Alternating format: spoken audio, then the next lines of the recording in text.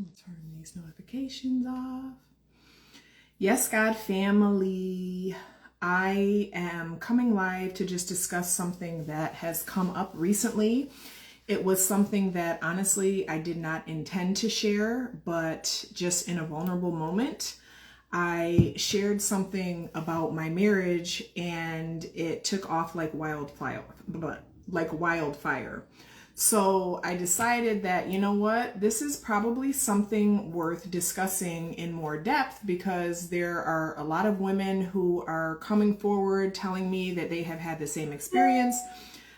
They have shared the same type of pain and trauma. And so I wanted to take some time to just come on and address a couple of things about myself as I move forward to share this very vulnerable part of my life.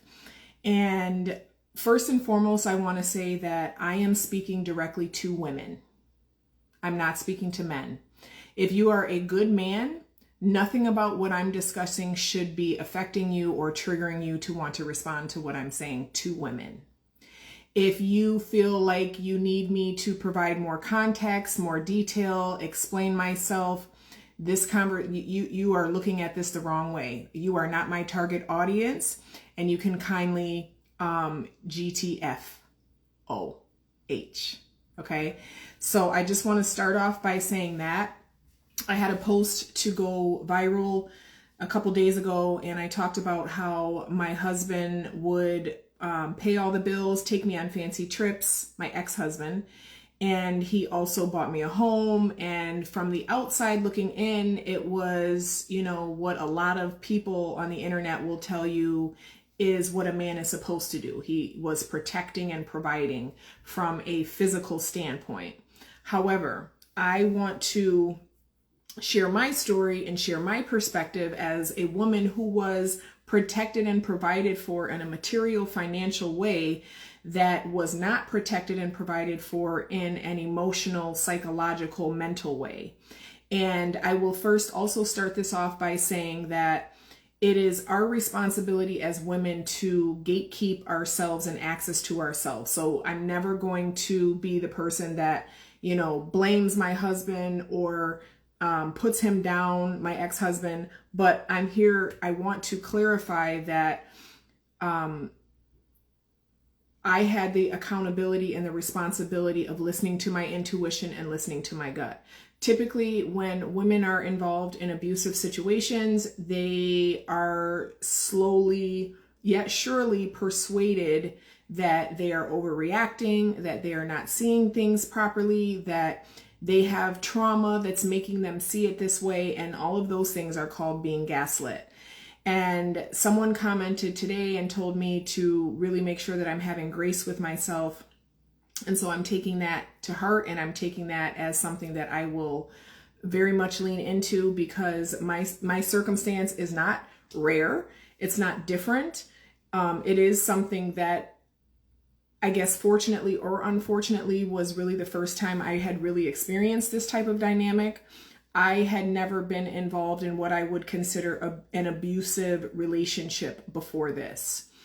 I consider myself as someone who is very independent, very strong-minded, strong-willed, and very capable of protecting myself both physically and emotionally. However, when someone presents themselves to you as a person who is safe and trustworthy and kind, it can start to confuse you when you are starting to experience glitches in that reality of who they have initially presented themselves to be. So this video is, again, to quickly come on and just say that my conversation that I'm speaking to is for women. It's not for men. So if you're a man and you feel compelled to comment, that probably means you're a bitch ass nigga, for one. And secondly, kindly get out of here, like beat it, because I'm not talking to you. My work is not for men.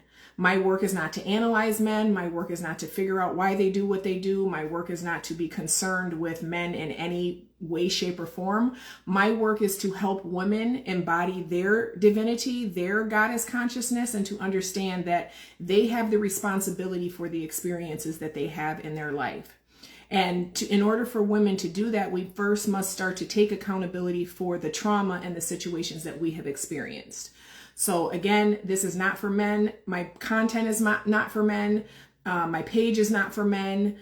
My message is not for men. I really, I am not focused on men at all. What I'm focused on is women embodying their goddess self.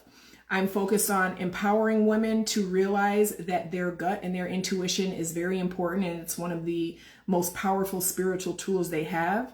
And I am here to support you and be a safe space for releasing the trauma that you may have experienced, whether it's from childhood, adolescence, or even adulthood, because trauma is not just something that has happened when we were children.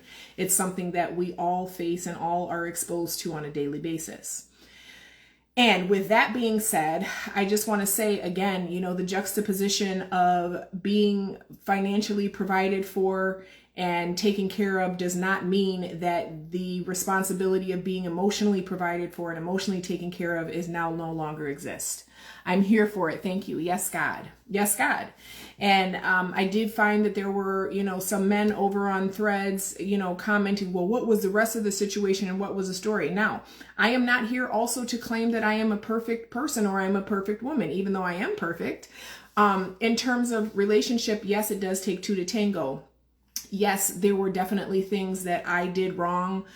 There were definitely things that, I'm not perfect. No human being is. However, there are certain things that should be off limits in terms of the way that you treat another human being who you claim to care about and want to be in relationship with. And so I'm not here to, again, pit men as bad and women as good. I am here to just simply share a part of my journey, a part of my story, in hopes that it can inspire women to be empowered, to value themselves and value themselves enough to listen to their gut. When you see early warning signs of really in the relationship, whether it's with a man or a woman, with anyone, when someone shows you who they are, you have to believe them.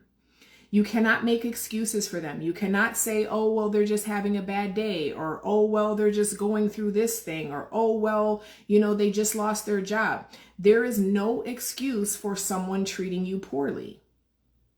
If someone treats you poorly when they are facing distress in their lives, that means that they are not emotionally mature enough to handle life as it ebbs and flows. Things are not always going to be on an upswing.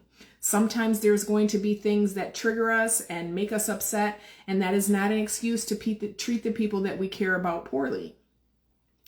And not to say that I'm exempt from ever doing that. I know I have done that. However, I am emotionally intelligent and aware and have done enough work on myself to where I can recognize it immediately and I can course correct myself in the moment or shortly thereafter. So all this to say that, don't be ashamed of the things that you've been through because you feel like, well, I had a part in it too. Everyone has a part in everything.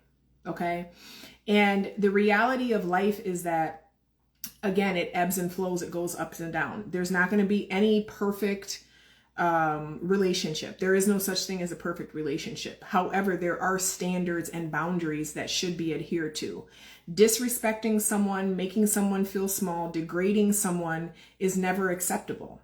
It's not acceptable. I don't care how much money you have or how much money you're paying or what types of, material provisions you're receiving. That is not enough to buy yourself dignity and your self-worth. All right.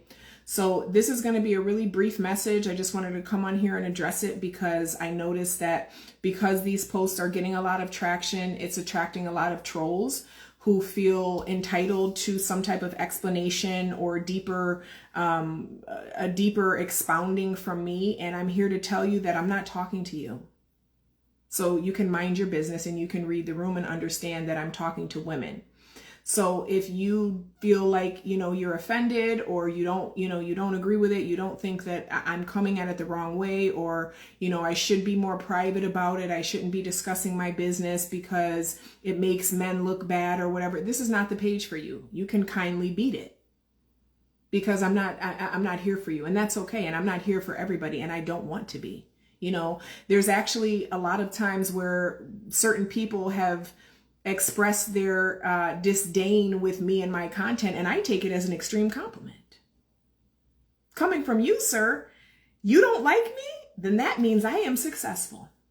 Because the type of woman you like, I would never be. Could never be. So just keep that in mind. When people try to tear you down, you always consider the source. Always consider the source. I am no longer going to hide my story. I'm no longer going to hide behind shame and guilt.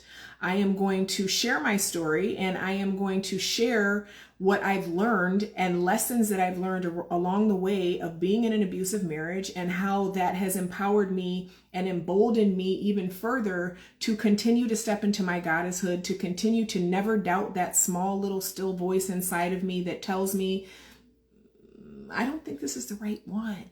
I don't think this is the right move. I don't think this is the right decision. And we are encouraged as women and programmed even from a very young age to ignore that and to go along and do what men want us to do and what society wants us to do. And that is largely in part to the fact that we live in a very patriarchal society. Excuse me.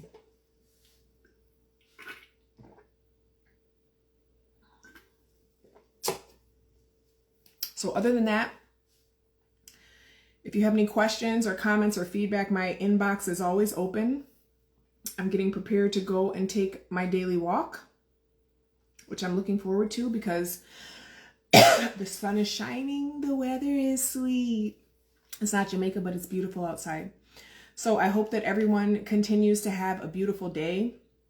I want you to remember that you are love, you are perfection, you are bliss, you are joy. That is your true nature. Become aware of that. Become aware that you are all these things. You are not the thoughts in your head. You are not the experiences that have happened to you. All right? And I will talk to everyone soon.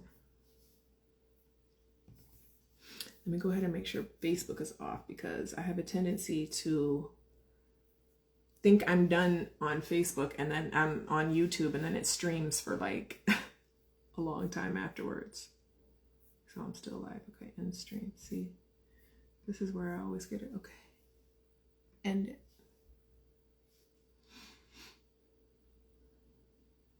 All right, yes, God family, I'll talk to you soon.